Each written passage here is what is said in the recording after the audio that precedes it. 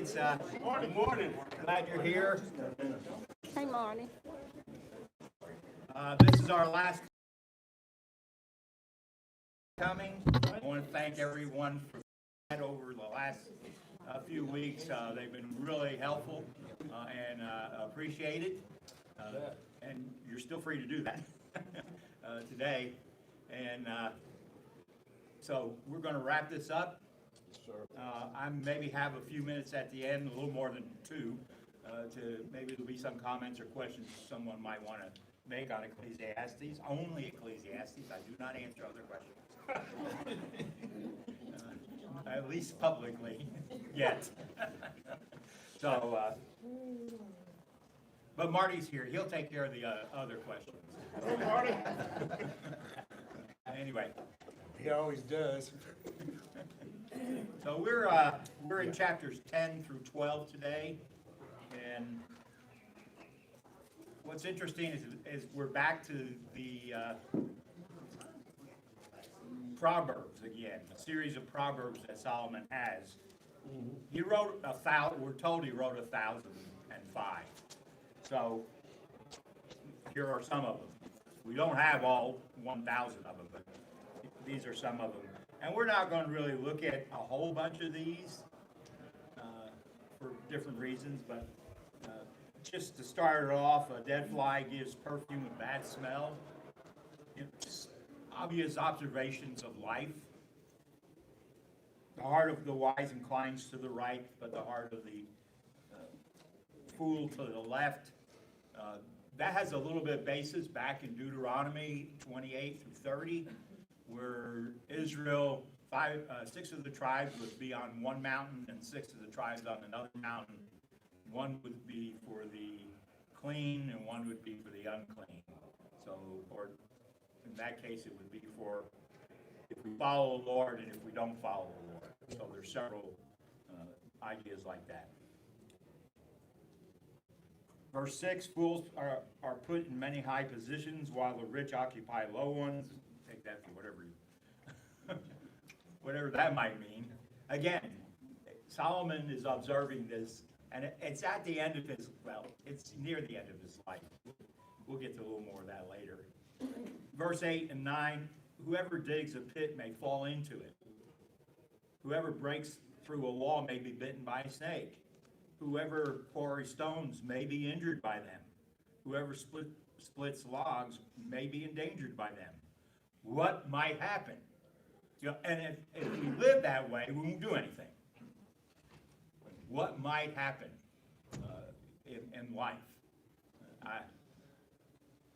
We went on our 40th anniversary. We drove to Durango, Colorado to ride the train between Durango and Silverton, wherever it was, and back, which was really nice. But you could think of the things. We had, what if the car breaks down? It's a new car. What if there's road problems? We're on interstate. We can get around it. Yep. And you can come up with all ideas. What if we're late? And so we can't get to the train. We plenty of time. We can walk. There are all these things, these questions. What if? Well, if you have all the what ifs, you wouldn't do anything. You have to. Life has risks to it. To step out and go. And I think we can apply to any number of things, even within the church. What if we don't do this, or what if we do this or that? And we don't know what's going to happen. We would agree with that. We just don't know. Does that mean we don't do anything, or do we take the risk and go? And so those are some of the challenges that we risk. I'm sorry? I think taking the risk. Yeah, well, you were in the Navy, so that was a risk. Eddie, just many days were risk. on an aircraft carrier. Yeah. One day passed by, it wasn't a risk. Enlisting in the service, you don't know what's going to happen. At all. Now, when I went in the Air Force, it was, they wouldn't let us hold guns. I shot an M16 one time. I remember being in England, and the Irish Republican Army was active at that time, and so they had a response team, and they gave the response team the M16 and a clip. Never the twain shall meet. And then they would go out there. So that was it was funny at the time. Today, the Air Force, you are trained in combat, different training, totally different, because of Afghanistan and Iraq, where you will be in combat zones, whether you like it or not.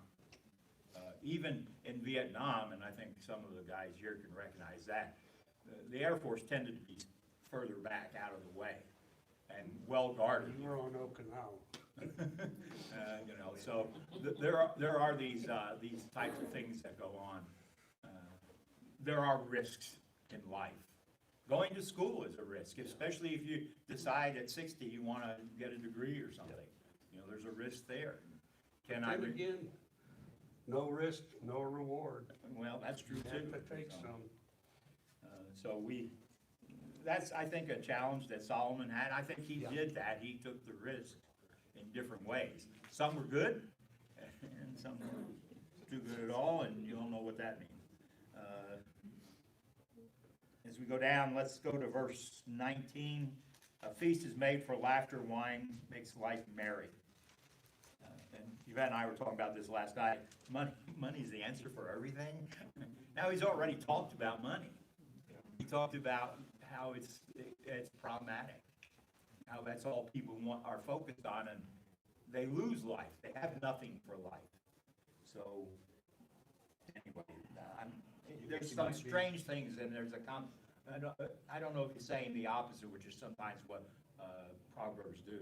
I was just gonna say verbal irony, do you think he's being facetious? Well, that's what I thought, being a little sarcastic about. He has all this money, and money's is the answer for everything. Not really. So we. It's a Band-Aid. Band-Aid, okay. Yeah, I just think we can solve something real quick, and in reality, it'll come back and haunt us. I like verse 11 there where he says, with the snake bites before it is charmed, the charmer receives no fee. Okay, that. Depends on who the snake bites. I guess that has some moral interpretation. I don't know what he's trying to say. Well, yeah, if you watch the snake charmer, obviously try to have control of the snake. But like anything, dog, cat, whatever, an animal has a mind of its own, and it'll do what it wants to do. So even if you try to charm a snake, you might not work too well. That's right. Somebody had something over here. I heard a voice. I'm hearing things. So, all right. Verse 20, do not revile a king even in your thoughts, or curse the rich in your bedroom, because a bird in the sky may carry your words, and a bird on the wing may report what you say. Moses says our sins will find us out, and Solomon's saying our words will find us out. We think we can maybe say something to someone and no one will hear. How many remember Norman Rockwell?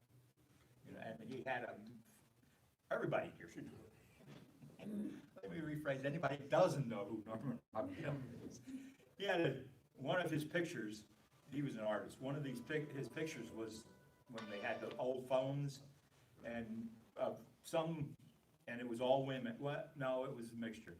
Somebody told another person something, that's the first picture, and then it goes or a husband told his wife or something, goes through all these different phases of reactions, and the last picture is the husband scolding the wife, because you can just imagine what the story was like by the time we played that game, just to expand the story gets blown out of proportion.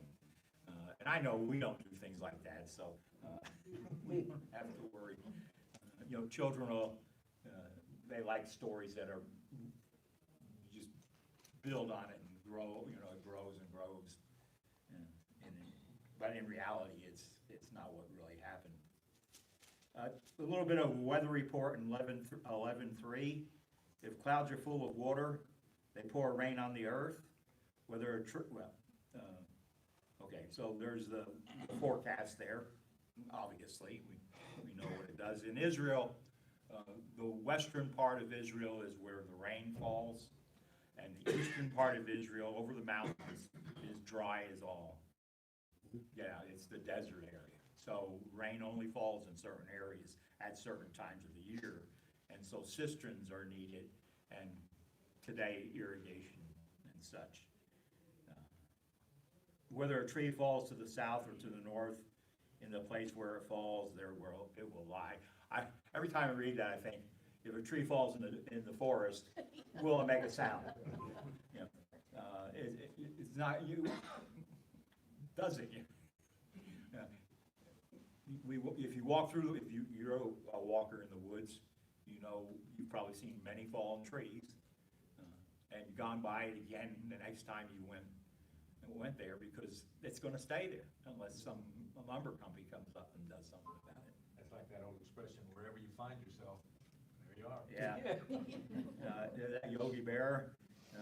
Anyway, whoever watches the wind will not plant. Whoever looks at the clouds will not reap.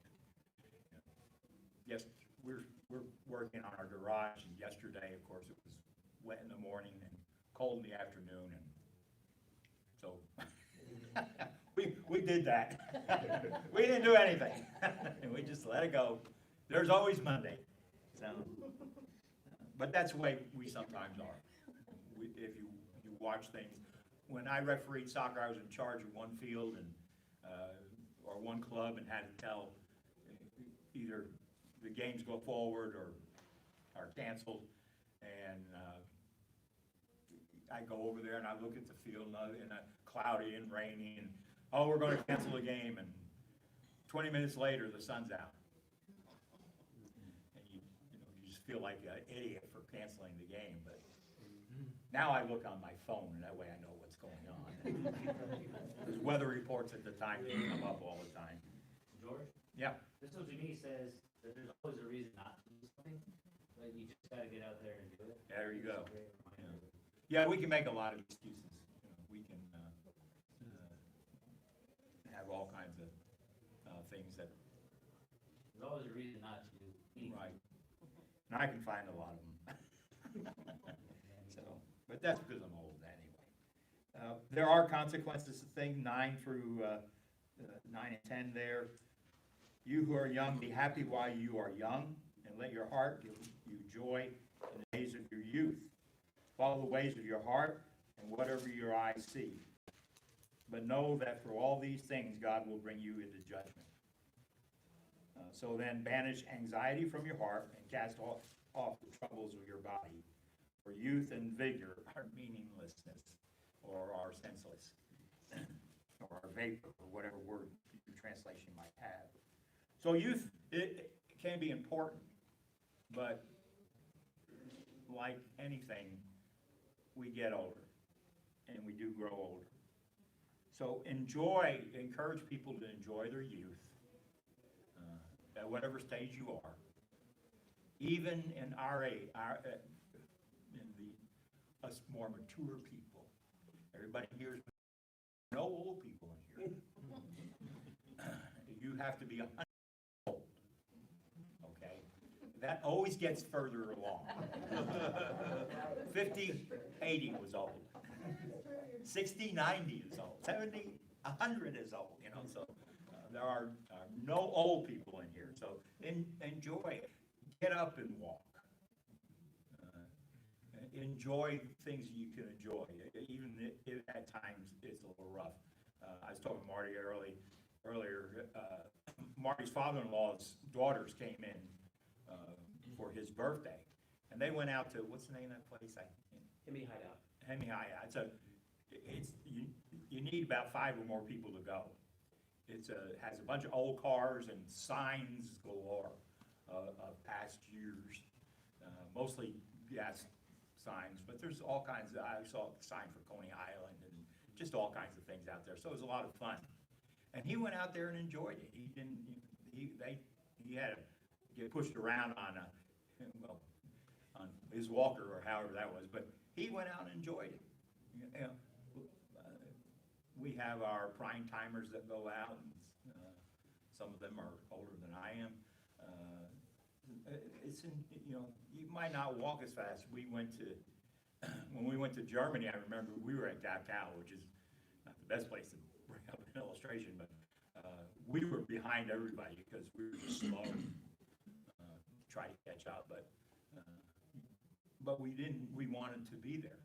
And, the kids had to put up with us walking slow, but that was the way life was and still is, so, but get out and do it, and enjoy it while you can, because, eventually you don't want to just sit around the house.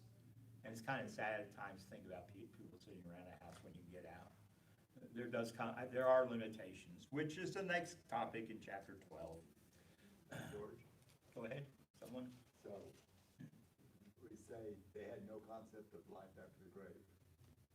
And why God will bring it into judgment, why would that matter? Yeah, it's an interesting perspective there. Same thing on the end, at the very end, it's the same thing. Same Is- question. And, we're thinking from our perspective of what we know because of the New Testament.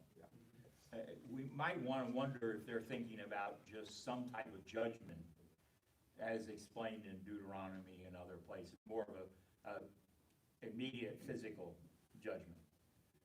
But he might have something else in mind. And again, sometimes people say things and they really don't understand them. I do that all the time, so. But sometimes in scripture, you're writing something and you don't know what you're Right. actually communicating. Yeah, you have no idea. You don't know exactly what that means in that context, but it's explained later. I've been looking forward to this part because to me it's fun. Chapter 12, the first 8 verses. Scholars see at least 3 ways to look at this. This could be about a storm. It could be about a funeral procession, or it could be about a really old guy, an aging body. And so I'm going with that one because I like that. Remember your Creator in the days of your youth. So start early and keep going. We need to encourage that.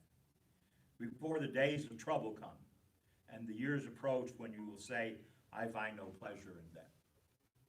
So the older we get, it gets a lot tougher in a number of ways. I still enjoy life, so I'm not quite to that stage. And then he gives a series of sort of metaphors of what growing old is like. Before the sun and the light and the moon and the stars grow dark. The light and eyes, how we see, it's glasses. I can see this way. I have to squint to read because I got a bad eye, or I would have to be playing with 2 sets of glasses to try to not do that. And so one is a magnifying set, and I can read, but I'd be reading like this. So it's just our eyes. We gotta watch out for cataracts. Get your eyes taken care of. Wear glasses. Some of you have had that. Thank you. Which I can't remember. That works out for some of us. Some people, my kids have had it and they enjoyed it. I mean, their eyes are fine. So that's beneficial for them. But we were a little too old for some of that at the time. Now we are too old. And the clouds return after the rain. It gets foggy. Is it foggy with your eyes or foggy with your mind? Things get a little, where did I put that? And most of us know, I'll walk into a room and say, why am I here? I'll get up and I end up thinking, I got 3 things to do, so I get up and I forget, okay, which one am I forgetting to, oh yeah, I was gonna go do this, so you gotta go clear that fog to figure out what's going on. But this is the way life is. It's just we're gonna grow old. Now, you can kick and scream in the old age, and that's fine. Or you can just accept it, and that's fine too. You just pick the way you want to do it and go for it. There's nothing wrong with either perspective.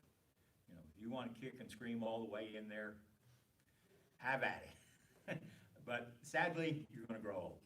We're all gonna grow old. George, Like I said, we're all mature in this class. There are no old people here.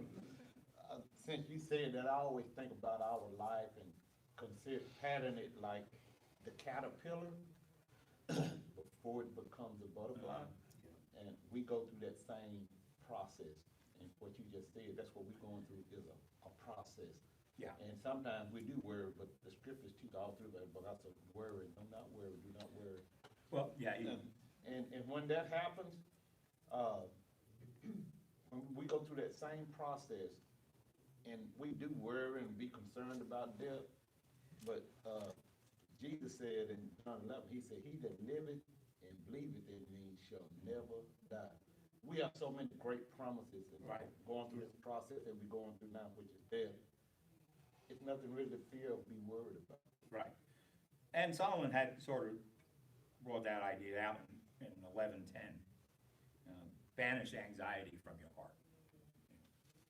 So just accept we're gonna grow old. You know, and things are gonna, I entitled this in my Bible, just kind of self-destructing body parts trying to do me in. Because that's sort of what's happening, you know, ears are going, gotta get a hearing aid, you know, glasses, and change those every so often. There's when the keepers of the house tremble and the strong men stoop, you start shaking. You know, that not everything is Parkinson's. Sometimes we just, you know, you get old and you start shaking, and that's just the way it is. You have when the grinders cease because they are few. You know about teeth there? Yeah, what's left of them, right? So, you know, and again, today, modern dentistry can put, you know, put new teeth in, and so there's ways to correct that or take care of that, but still, even though you do that, that doesn't change your age. Right? This doesn't change your age. Things go on. Those, back to eyes again, those looking through the windows grow dim. When the doors to the streets are closed and the sound of grinding fades again, maybe with the teeth. When people rise up at the sound of birds, but all their songs grow faint. So, and for different reasons. I can't hear on this side because I did something stupid about 2 years ago. And then, and this was the bad side as it was, so it's hard. Bobby came over and prayed with me last week, or he bent over and prayed. And he's praying in this to me, and he's at this ear, and they're singing. And I had no idea what he said. I didn't hear anything. You know, but God heard, so that takes care of that. Somebody heard it because I didn't. And then we talk about sleep. You know, it's hard. Sometimes it's hard to go to sleep, and then the lightest sound will wake us up. So we have difficulty sleeping, and yet other things we can hear. It's just really strange. We have a cuckoo clock that we brought back from Germany, and it's in the living room, and I still hear that thing and wake up thinking, what is that? Oh, it's a clock. You know, and you just have to, because you hear a sound. Oh, what was that? You know, and then it's getting, takes a little longer to think, oh, wait a minute, that was a clock. Oh, okay, and, you know, I'll go back to sleep now. But that's the way it is, you know. The lightest thing or the softest thing can wake us up, and we hear the real hard stuff or the loud stuff. So that's sort of the idea he's expressing there. all the songs grow faint, weak voice. Our voices aren't as loud as they used to be. So we might find that we can't yell as loud as we could one time. I don't think I have a problem with that, so. People are afraid of heights and dangers in the streets, fear. When I've been to the Grand Canyon twice. When I was 22, I was just driving around. I just got out of the military, so I had some money and some free time. And went to the Grand Canyon, looked over, saw the Colorado River, looked at all the sides there, and it was fine. And about 6 or 7 years ago, Yvette and my daughter and I went to the Grand Canyon. And their walls are about this high, and of course there's a bunch of pine trees just almost straight down. And my daughter says, "Well, stand by the wall." And I'm fine right where I am, and I'm not getting any closer. So if it doesn't have a chain link fence, I'm not there. Unfortunately, it doesn't always work that way, because when we were on top of the Empire State Building, the wall was fine. You guys can stand by the fence and look out over the city. I'm going to stand by the wall. And I did that in Germany too, because I was moving around. Oh, look over Munich. It's a beautiful sight. Sure is. I like it right where I am. I'm not getting any closer to the edge of that thing. It's built in Germany. I don't know how it is. So we do tend to get afraid. And I have friends that have told me, I used to be able to do this and that. You couldn't get me to do that today. When we first got married on our honeymoon, we went up to the Pueblo Indian dwellings and actually climbed a ladder in a mist in the Pueblo, where there was no safety net. Okay, you climbed up. It was straight down and straight up, and we did that. We were crazy. You couldn't get me near that today. There is no way I'd be on that ladder. I wouldn't be on anything near that. You'd have to harness me up. But you didn't want to go across the Royal Ford. Yeah, I didn't want to go across the Royal Ford. I didn't like that either. Bridges are not my thing, especially high ones. So again, Solomon's just expressing what we either can expect or what we all experience. And you're free to make any comments on that as well. When the almond tree blossoms, white hair, for those of you who have hair. Grasshopper drags itself along, just slowing down. Like I said, we don't walk as fast as we used to. I can still walk faster than she can, but my kids will be gone as we walk along. So that's just the way things are. We just start slowing down, and life is, now again, everybody has different times this happens, but it's just the process that God has given us. The desire is no longer stirred, so that's impotent. People go to their eternal home. Mourners go about the streets. A little bit about death there.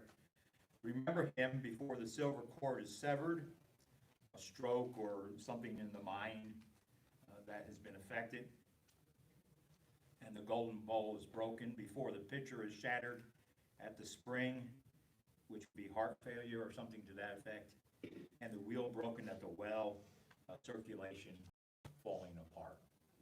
And again, we have, that's why we go to heart doctors. They stick things in you to get that circulation, keep that going. Is verse 7 a reference to, again, what comes next? And the dust returns to the ground as it can. The next one. Yeah. Spirit. And the spirit returns to God. to God. Now that's an interesting, there's another, he's gone through all this death thing with like nothing. We die and that's it. But he still has the spirit returning to God, going back to your point. So he throws a little something in there. But we don't have an understanding of that in the Old Testament, because they don't go further in it. This is one of those, the Spirit goes, what does he mean? And we kind of struggle with that, because there's so many other texts that talk about death as an end. Or at least that's the impression you get.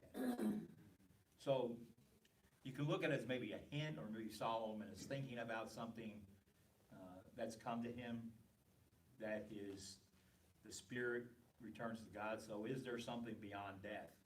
But up to just this last chapter or two, every time he talks about death, it's it. George, Someone, yes. in, the beginning, when God created Adam, Uh-huh. he created you, and he created it from the dust. Right. And then he breathed into him the breath of life, which belongs Right. to God. So when we die, our body is going back To where it came, right. from whence it came, and our soul, our breath, is going back to who it belongs to in the first place, which is God. That's why he said, and it became a living soul. So he gets back what belongs to him. Right, and again, he may be reflecting on that. He sees that as, here's how it started, we made the cycle, and we're going, for whatever you think of The Lion King, which was a good movie and show. Both were really good. The cycle of life, I know we could debate what that means, but it's somewhat like a cycle of life. You start, you go through all of life, you have your youth and your middle age and your old age, but eventually you come back to the beginning. And you die, and the spirit goes back to God. Now, how much Solomon understood that is another question. How did he I don't think he understood it fully. I certainly don't think he had any concept of resurrection. So, that's not till later, in the later prophets. He understood enough to say. To say that, yeah. To say what he did. Well, he was reflecting on what he already knew, which is Genesis 1. He was reflecting on that. So that's a good point. And then concludes with meaningless, says the teacher, everything is meaningless. I mean, you talk about a really downer. Even though he ends it with the spirit of God, going back to God, it's all senseless. That's how he concludes it, which, you just want to scream, but again, we're looking at it from 3,000 years of history, and all the things that have occurred between there and now. So that's why we have to kind of wonder about some of these. The last few verses is sort of a call to worship. So let me just wrap that up fairly fast, so some questions. Not only was the teacher wise, but he also imparted knowledge to the people. He pondered, and that's the important word, searched out and said in order many proverbs. The teacher searched to find just the right words, and what he wrote was upright and true.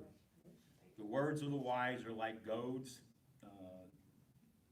They're collected sayings like firmly embedded nails given by one shepherd. Be warned, my son, of anything in addition to them. Of making many books there is no end, and much study wearies the body. Making many books is true, obviously.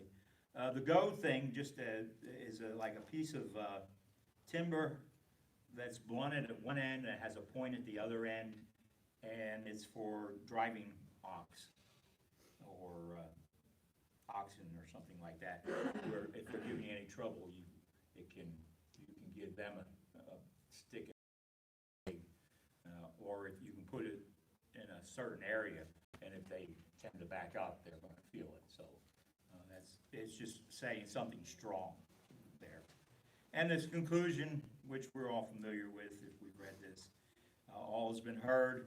Here's the conclusion of the matter. Fear God and keep his commandments, for this is the whole duty of mankind. For God will bring every deed into judgment, including every hidden thing, whether good or evil. So judgment is coming. So fear God.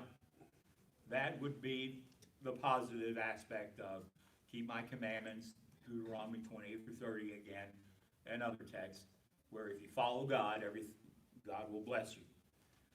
But judgment is coming, so there's a choice there. You either be blessed or you'll be cursed. And that's sort of the theme up to this point in the history of Israel. So it is an interesting struggle there, but it's you sometimes get frustrated with Solomon by the things he says, confused by other things he says, the senselessness, and he puts it in the weird places. This is, he says something positive about, well, eat and drink and enjoy life, and it's senseless. And you just, what's going on here with this?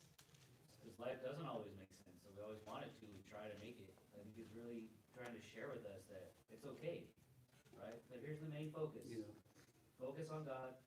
Everything else is gonna be chaos. It's okay, here's some good things to try. It may work, it may not work. Here's some things to avoid. Probably a good idea, but hey, even that's not perfect. Don't worry about it. Keep your eye where you need to keep your eye. Right. Of course, we have much more hope because we have Jesus. Jesus. So that changes our perspective. So it's hard for us to read Ecclesiastes and figure out exactly what he's got in mind. But I think your point is right. Life doesn't always make sense. And we sometimes wonder. And I think we can relate to our daughters have some health issues. Nothing serious right now. But you know, we've accepted that one is a diabetic, so, and we kind of figured out how that came about. She's done real well with that. But the other one has another problem, which came out of the blue. And again, it's not serious right now, but you have to wonder, where did it come from? Just, you know, and you look at, well, okay, we have to just go with it. And we have to pray that that's just the way it's gonna be for a while. And other people, where did these things come from? How did you have this problem? I've had detached retina, and so have my parents. So now in my family, it's hereditary. Unlike my youngest daughter is a paramedic. My mother was a nurse. It skipped me. Thankfully, it just went right by. I had nothing to do with any of that. So, and I had two cousins who were doctors. Life doesn't make sense sometimes. You know, how can you have a mother who's a nurse and a daughter who's a paramedic who sees foreign blood, and you just, no, not me. You were saving souls, so. All right, it's open. We got about 6 or 7 minutes. Feel free to ask questions, make comments, or go get a donut. I did notice that he was very negative seeming at the front of the book, and then at the end, he kind of got a little bit more positive and said, Okay. you know, while you're young and can develop a relationship with God, but, you know, live life. Again, reflecting on his life, he probably could see the things that he had done, and just thought, you know, what a mess this is. I put trust in building all these beautiful buildings, and now what? You know, who do they go to? Man, I'm not taking them with me, you know, or however, you know, somebody else gets them. And of course, the wives and all that fall into that. But again, as he reflected, he realized, you know, this is the conclusion of the matter. And I think some people see this as Solomon's repentance. The conclusion of the matter, fear God and keep his commandments. They see this as Solomon saying, I'm messed up. And this is what's really important. It seems like he's saying, you know, while you're young, do this. Then you're not gonna Right. go away from what God wants. Right, I think he's trying to, whoever he may be writing to or talking with, he wants them to realize, you think this is important, it's not. You look at buildings and property and ranches and houses, huge houses and all that, is that really important? Or can you live in a small house and enjoy life? Do we really need all the money people think we need? Do we really need all the things that we think people also consider judgment from a slightly different perspective? I mean, today we think of judgment after we're gone. Perhaps he was thinking judgment, I've already got my judgment, I'm still here. You know, maybe that's when he keeps talking about judgment will come. You know, looking at his life in retrospect, he can say, okay, I've already got my judgment. We don't know that he was talking about after Is it future or is it already. how I live my life in this? I didn't want to get technical, but it's an imperfect verb right there. So it means he is judging in time. You know, the grave was the final judgment in their mind. Right, But so what you do, you held accountable for before God, right, in that life. right. So it's not a future verb, but you know, you have to do a little digging to get that. And I don't like to, you know, get into the Hebrew and the Greek and all of that, Yeah. because people don't be wanting to hear all of that. Yeah, but But it is an imperfect verb, and he hit it. I don't. Yeah. He's absolutely right. yeah, but again, we have, when we read the Bible, we have to realize it was written to somebody, not us. And so we have to go and understand what's going on there. And it's difficult at times, and I blame preachers for this, that they have not sufficiently looked at the cultural aspects and the historical aspects of what's happening. And so it causes things to come up. Not that they're wrong, it's just that they're incomplete. So, and again, we have to be careful, and especially when we're reading the Old Testament, that we're not reading into it too much, and yet there are things there. Jonah's prayer in chapter 2, a few minutes yet. Jonah's prayer in chapter 2 speaks of, has an indication of resurrection. Jonah had no idea about that. Now, he may have thought about it afterwards, saying, well, I did get spit out of that, whatever that fish was. We can look at that, and Jesus encourages us to look at that, and then to read it and say, resurrection. You know, and then you start scratching, you wonder, you know, what exactly, is this a sort of a hidden thing that God put in mind for people to see? And Jonah was one of those later prophets.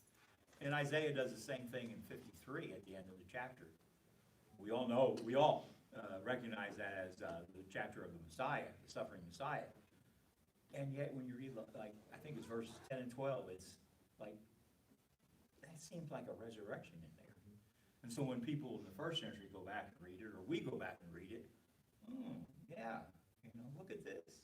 So is there more to it, but we have more understanding of it. Did they understand it the same way as we would? Did people of Isaiah's day understand that the way we would? No, they didn't. They had their own struggles.